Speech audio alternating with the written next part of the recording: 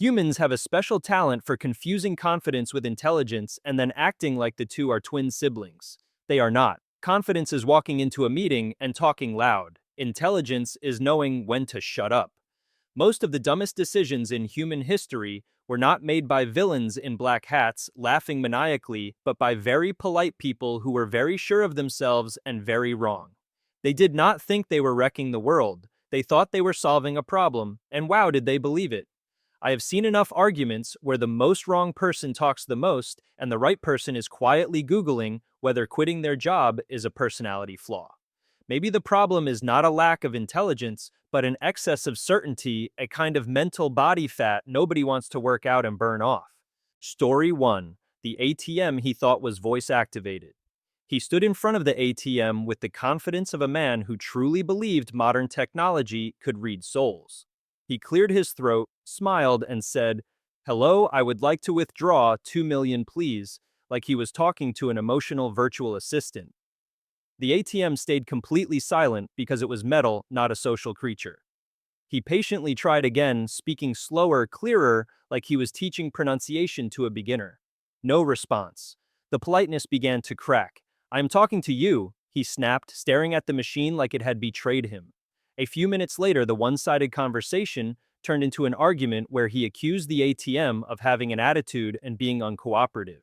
The climax came when he decided to use his fist to reset the system, triggering a painfully loud alarm. The police arrived to witness a fully grown, very confident adult who had just lost a serious argument to a machine that did not know it existed. Story 2. The DIY foil tanning bed. He read somewhere online that aluminum foil reflects light, and his brain immediately connected that to the idea of an even tan like in the ads. And just like that, a home spa was born with a folding bed, a high-power heat lamp, and aluminum foil wrapped from head to toe like he was about to roast something. He lay down proud, thinking he had just beaten the beauty industry with about 30,000 worth of foil. The first 10 minutes he felt warm, relaxed, and extremely smart. The next 10 minutes his body started sending distress signals, but he ignored them because science takes time. When the smell of burning skin showed up, he realized he might have confused being human with being a rotisserie chicken. The result was severe burns, a trip to the hospital, and an expensive lesson that if a beauty method sounds like a cooking recipe, you are probably doing it wrong. Story 3. Robbing with a boomerang and knocking himself out. He wanted a robbery with style. No knife, no gun, too basic. He chose a boomerang because he thought it was unique, clever, a weapon for someone with strategy. In his head, this was a cinematic moment. Throw. The boomerang intimidate the victim, then walk away like a criminal mastermind. Reality had other plans. The boomerang flew out, missed the target with impressive confidence, then did the one thing it was designed to do in life: come back. He had just enough time for a half-second of confusion, like, wait. What before it smacked him straight in the head. He went down, ending his own performance without an audience. When the police arrived, the scene was very quiet. No chase, no struggle, just one unconscious robber, a boomerang lying next to him, and clear proof that too much confidence can be the most dangerous weapon, especially when it comes back exactly as designed. Story 4. Calling the police over low-quality drugs. He was the kind of customer who fully believed in his right to complain. When the product he bought was not strong enough like advertised, he did not think about switching dealers or re-examining his life choices. He called 911 directly with a voice full of righteous energy to report that the drugs he had just bought did not work. The dispatcher listened very professionally because in America, every call is taken seriously, including accidental confessions from people who do not realize they are confessing. A few minutes later, the police arrived to handle the issue. They did a quick check and reached a very clear conclusion. Yes, it was drugs, and yes, it was illegal. Quality was no longer the main concern. He was handcuffed on the spot, still looking confused like customer service had personally betrayed him. The lesson was very simple: if the product is illegal, the police are not a refund hotline.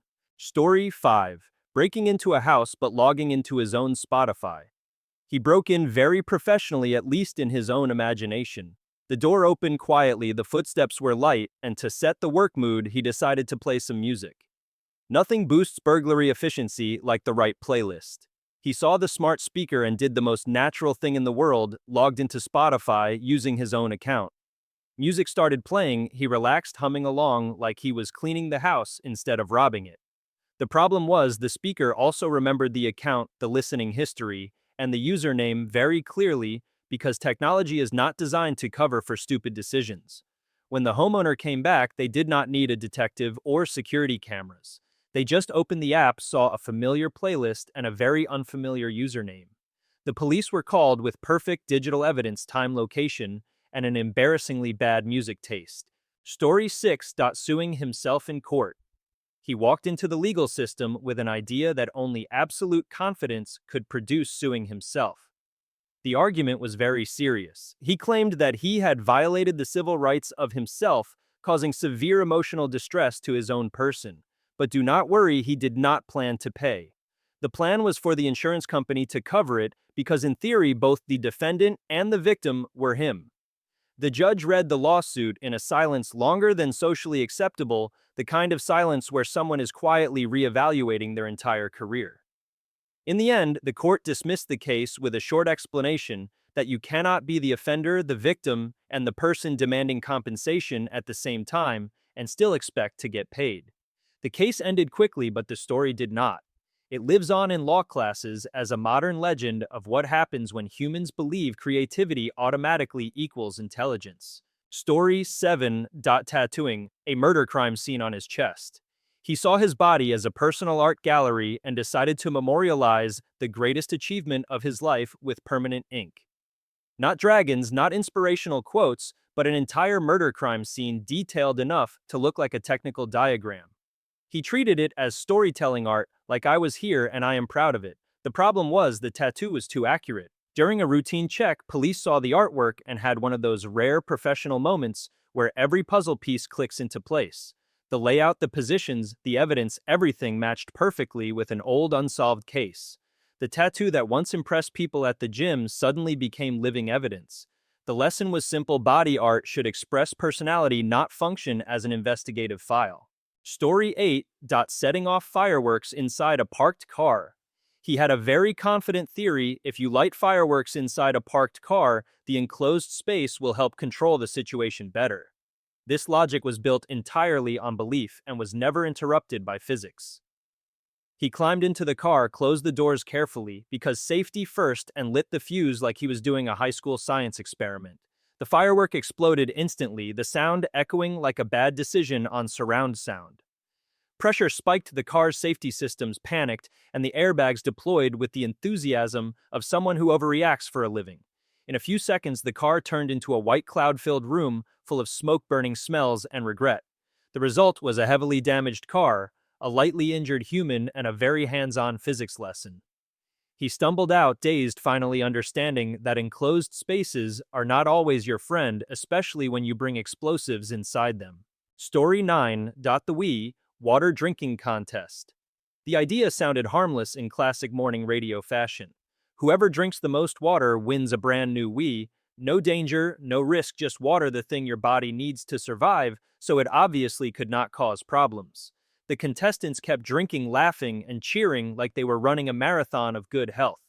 Each bottle was chugged with the belief that the human body is an infinite container as long as there is motivation and an electronic prize. The DJ kept joking, the crowd kept cheering, and no one stopped to ask the most basic question: how much is too much? The contest ended, the Wii was awarded, but the winner's body did not cooperate. Water intoxication set in, and the fun atmosphere vanished instantly.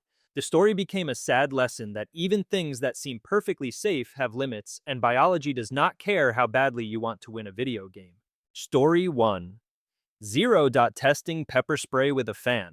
He was the kind of person who liked to verify everything through experiments, especially things that did not need testing. When he bought a can of pepper spray, a very scientific question popped into his head: is this thing actually strong? Instead of reading the instructions or spraying it into the air, he chose a more creative method. He placed a fan in front of himself, turned it to high speed, and sprayed directly into the airflow to observe the reaction. The reaction arrived instantly, accurately, and extremely convincingly. The pepper mist came flying back at the speed of light, attacking his entire face like a very hands-on lecture about aerosols. His eyes burned, his nose felt on fire, His lungs strongly objected, and he doubled over while the fan continued working diligently. In a few chaotic minutes, he learned more than in an entire applied physics course. The biggest lesson was this: if you need a fan to test something designed to cause pain, then the answer is already very clear. Story 11. Robbing a store while wearing an employee uniform. He planned the robbery with confidence, the kind that believes enough nerve will make everything work. The timing made sense, the location was familiar, the escape route was planned. Only one small detail was completely forgotten: changing clothes. He walked into the store with a mask on his face, but still wearing his employee uniform, complete with a name tag shining clearly like a friendly greeting. The security cameras captured the entire moment in HD with maximum irony. He tried to look intimidating, but the uniform gave off strong shift starts at 7 energy. After he left the store, the owner did not need deduction or behavioral analysis. They just rewound the footage, zoomed in on the name tag, and opened the old work schedule. When the police arrived, they already had the name, the face, and the appointment time. The lesson was very simple: if you do not change your clothes, you also do not need to hide. Story 1-2. Calling ahead to ask about the money before robbing. He was the type who liked thorough preparation, especially for things that should not be prepared at all. Before committing the robbery, he decided to call the store to do some research. In a very polite voice, he asked the cashier how much cash was currently in the register because he did not want to waste effort on an inefficient trip. The employee on the other end went silent for exactly 1 beat, just long enough to confirm this was not a customer survey. Then they responded very professionally. "Thank you for your interest, please hold for a moment." While he thought he had just completed market research, the store had completed the step of calling the police. When he showed up at the counter, confident like a regular customer, law enforcement arrived right on time. No guns drawn, no dramatic climax. The customer was invited into a police car for one-way service. The lesson was very clear: if you plan to commit a crime, do not call ahead because transparency is not appreciated in that situation. Story 1-3. Throwing a Molotov to get rid of bees. He hated bees and wanted a quick solution. Instead of calling a professional or buying insect spray, he chose an action movie-inspired option: Molotov. In his mind, fire was the answer to anything with wings. He threw the gasoline bottle at the beehive with the confidence of someone who had never studied physics or home insurance. The fire exploded violently, but did not follow the plan at all. It spread quickly up the wall onto the roof and turned the yard into an unscripted disaster scene. While he panicked trying to put out the fire, the most ironic detail appeared: the bees survived. They flew out fully intact and extremely angry, while the house was very much not. When the firefighters arrived, they handled the fire efficiently, but the bee problem remained exactly the same. The lesson was very clear: if your solution sounds like arson, then you chose wrong from the start. Story 1-4. Pulling out a tree stump with dynamite. He looked at the tree stump in his yard and decided shovels were for people without ambition. Patience takes time, and he wanted results now, so he chose an efficient solution: dynamite. In his head, a small, clean scientific explosion would take care of the stubborn stump. Reality did exactly one thing: it expanded the problem. The stump disappeared completely, just like the goal. At the same time, the ground was torn apart. The fence shook violently, and the neighbor's car parked nearby was no longer in its original condition. When the smoke cleared, the yard now had a massive crater, the neighborhood was silent, and he began learning about the concept of side effects.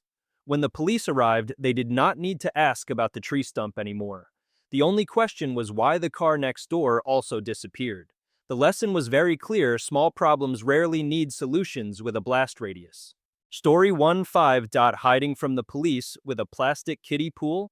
When he was being chased, he reacted with survival instinct mixed with excessive creativity. Instead of running, he grabbed a plastic children's pool, flipped it over himself like a turtle shell, and believed he had just unlocked stealth mode. He crouched down, stayed perfectly still, and fully convinced himself that if he could not see anyone, then no one could see him either. The problem was, the police were not playing hide-and-seek based on belief. Thermal cameras scanned the area and instantly detected a glowing turtle in the middle of the night with a human-shaped heat signature that needed no explanation. As they approached, he kept the exact same pose, showing absolute loyalty to the plan. The officers simply lifted the pool, revealing a grown adult breathing heavily and extremely embarrassed. He was arrested in a position that would live forever in an official report.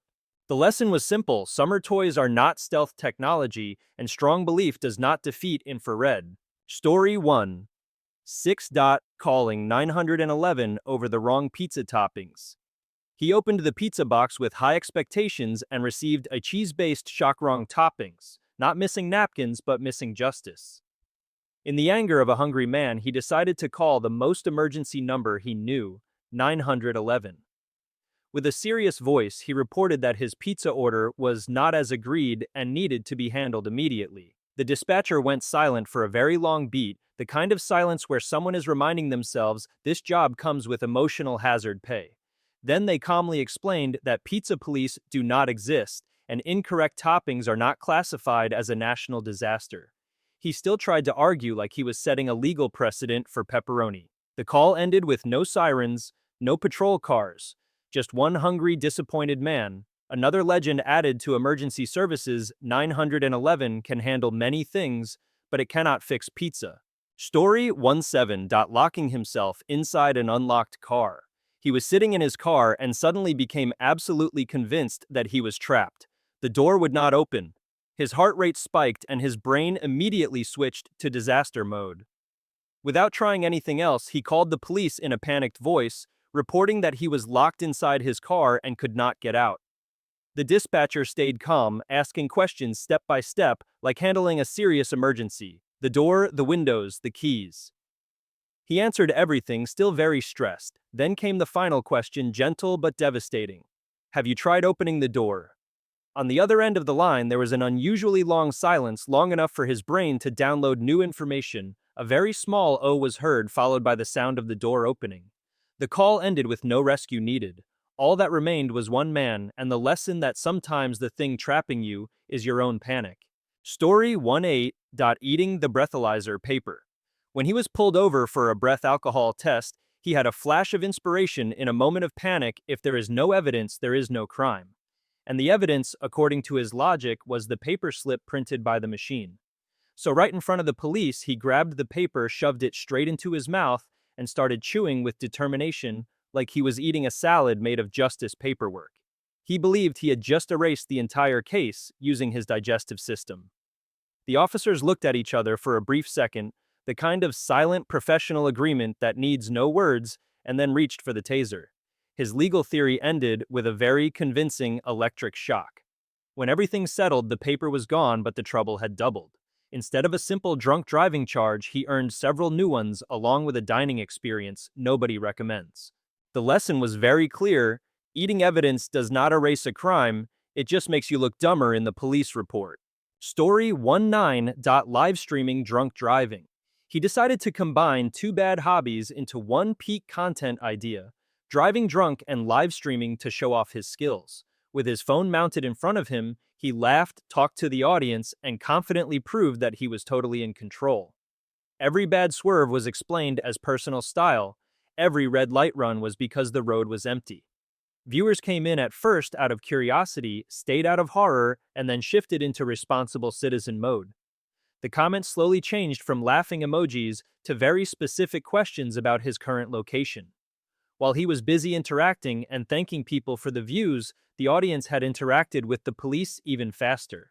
The livestream ended abruptly when familiar flashing red and blue lights appeared behind the car. This time, not as a filter. He was arrested thanks to his own community.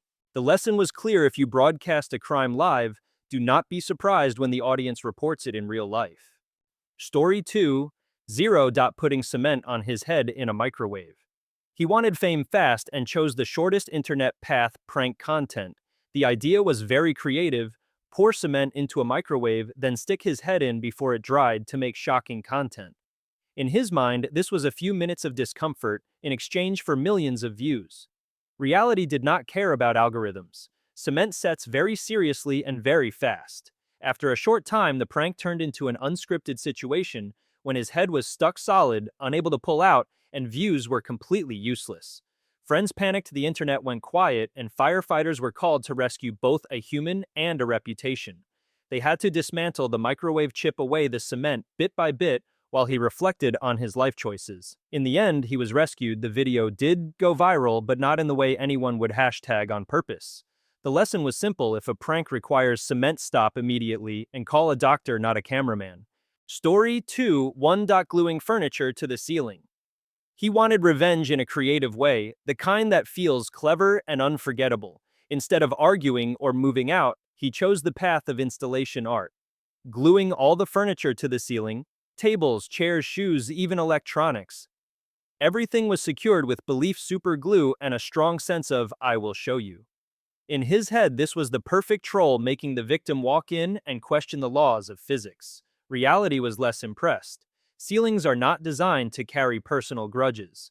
The glue failed, objects fell, the ceiling cracked, and the art installation turned into serious property damage within minutes. When the police arrived, they did not admire it, they did not laugh, and they definitely did not take pictures for social media. They looked at the scene, looked at him, and started writing a very serious report. The lesson was clear: creativity does not exempt responsibility, and DIY revenge rarely ends the way you imagine. Story 2: Changing his name while drunk. During a heavily inspired drunk night, he decided his current name no longer reflected the best version of himself. With a phone in his hand and alcohol-fueled confidence, he logged into the online government service portal and started the name change process. Every step came with confirmations, warnings, and "are you sure" prompts, but he had never been more sure in his life. The next morning, he woke up with a familiar headache and a congratulatory email. His name change request had been legally approved. Documents, accounts, and his official identity now carried a name that only his drunk self thought was brilliant. Regret started small, then grew every time he had to introduce himself, sign paperwork, or explain things to family members. There was no undo button, no legal rollback. The lesson was very clear: the internet remembers everything, and the government especially respects decisions you make at 2 in the morning after a few drinks too many. Story 2-3. Robbing with a can of food. He walked into the store with very serious robbery intentions, only the tool choice was a bit off-key. Instead of a gun or a knife, he pulled out a canned food item, held it up threateningly like it was a weapon of mass destruction. He shouted for the money, his voice shaky but committed. The employee behind the counter looked at the can, then looked at him and decided to do absolutely nothing. No screaming, no panic, just a long, evaluative stare. The silence lasted long enough for him to start doubting his own plan. He tightened his grip on the can, trying to look more dangerous, but the label "canned beans" was not helping. Eventually, under the psychological pressure of not being taken seriously by anyone, he ran out on his own, carrying the can, and a painful lesson: if your robbery tool is not convincing, then neither are you. Story 2-4. Rob in a store where he was a regular. He decided to rob a familiar store, the one where he bought coffee almost every morning. The idea was to wear a mask and change his voice as if human memory worked in incognito mode. He walked in, demanded money in a deep, unfamiliar voice, but the cashier just tilted their head because the voice was so familiar they could probably guess which pastry he usually ordered. The security cameras were not confused either. They captured his walk, his habits, and even the jacket he had worn the day before. After successfully escaping for a few minutes, he suddenly remembered he had forgotten to leave exact change last time. So he came back, this time without a mask to settle it properly. The police arrived at the same time. The meeting was very friendly, except for the handcuffs. The lesson was clear: if you are a regular, the store knows you, even in roles you really should not be known for. Story 2-5. Hiding inside a dishwasher. When he needed a hiding spot fast, he chose a place he believed was extremely secure: a dishwasher. In his mind, it was dark and closed and completely unexpected, especially if people were looking for a person, not an appliance. He curled himself up, tried not to breathe too loudly, and believed he had just defeated basic search logic. The problem was, dishwashers are designed to be opened. When the police entered the kitchen, they performed one very complex action: opening the door. The door dropped down, revealing a full-grown adult, neatly tucked among plates and spoons, looking up with the expression of someone who had just realized his plan had a major flaw. There was no chase, no tension. Just a few seconds of silence, and then handcuffs. The escape ended quickly, just like it began. The lesson was very clear: if a hiding spot has a handle on the outside, it is not really a hiding spot. Story 2-6. Faking a slip and fall to sue insurance. He planned to make quick money using the classic route: fake a slip and fall to sue insurance. Everything was carefully staged in his head. from the wobbly steps to the natural-looking fall. He chose the perfect wet floor, looked around to make sure no one was watching, then dropped himself with the determination of an amateur actor. The fall itself looked convincing enough, except for one small detail that was forgotten: the security camera. The camera captured the entire process, from him looking left and right, testing the slipperiness with his shoe tip, to the perfectly angled fall. When he filed the claim with a painful expression and a tear-filled story, the insurance company only needed to replay the video. The evidence turned against him instantly with no debate required. Instead of compensation, he received a call from a lawyer and an expensive lesson: if you overact in front of a camera, that performance will be replayed many times, just not in the way you hoped for. Story 27. Bringing a landmine to a weird object contest. He took the town weird object contest very seriously, the kind of event where people bring harmless items to win a plastic trophy and bragging rights. But he did not just want to win, he wanted total victory. So he brought an old landmine, believing nothing could be weirder than an actual explosive device. In his mind, this was a genius strategy, unique, unbeatable. When the judges saw the entry, nobody scored it. They stepped back, very far back. Police were called, the area was evacuated, and the contest shifted from a family-friendly festival to an emergency situation within minutes. The bomb squad arrived, handled the situation professionally, while he stood off to the side, confused that everyone was overreacting. The final result: he lost the contest, got no trophy, and was put in handcuffs. The lesson was clear: in fun competitions, total victory does not include explosives. Story 28. Driving through an opening bridge. He watched the bridge slowly lifting and had a very optimistic thought: I can still make it. In his head, this was a test of driving skill and courage, straight out of a low-budget action movie. He hit the gas, aimed for the growing gap, and believed speed could negotiate with reality. Gravity, however, did not join the negotiation. The moment the wheels left the bridge, every illusion of perfect timing disappeared. The car did not fly, did not glide, it simply fell honestly and obediently, according to the laws of physics. The scene happened fast, loud, and completely off script. Luckily, no one was seriously hurt, only the car, and his ego took heavy damage. When rescue crews arrived, the question was not why the bridge was open, but why he thought he would make it. The lesson was simple: if a bridge is opening, it is not a challenge, it is a stop notice. Story 29. Driving with a pot lid. When the steering wheel malfunctioned and came off its proper place, he did not stop the car or call for help. He looked around and chose the nearest replacement solution: a pot lid. In his mind, a circle is a circle and a handle is enough to control destiny. He attached the lid to the steering column with the confidence of someone who believes creativity always beats engineering. The car kept moving long enough for him to believe he had just invented a new transportation solution. The problem was, the police also believed in certain principles, and kitchenware was not on the list of approved car parts. When he was signaled to pull over, he even looked surprised, like he was being misunderstood for thinking differently. The officer looked at the pot lid, looked at him, and decided there was no need for debate. The trip ended with a ticket and a tow truck. The lesson was clear in an emergency. Not every round object is a steering wheel, especially something designed to cover a pot of soup. Story 3. 0. Siphoning gas with a vacuum cleaner. He wanted to drain gas quickly and decided to ignore every warning from human history. Instead of a siphon hose or a plastic container, he chose a household vacuum cleaner because in his mind, suction is suction, whether it is dust or highly flammable fuel. He turned the machine on with the confidence of someone who believes convenience always equals intelligence. For the first few seconds, everything went suspiciously fine. Then a spark appeared, very small but extremely motivated. Gas vapor ignited the vacuum cleaner, completed its final performance, and the garage instantly turned into a physics lesson with special effects.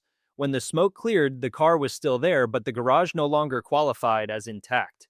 Firefighters arrived to deal with what was left while he stood there trying to understand the chain of decisions that led him to this moment.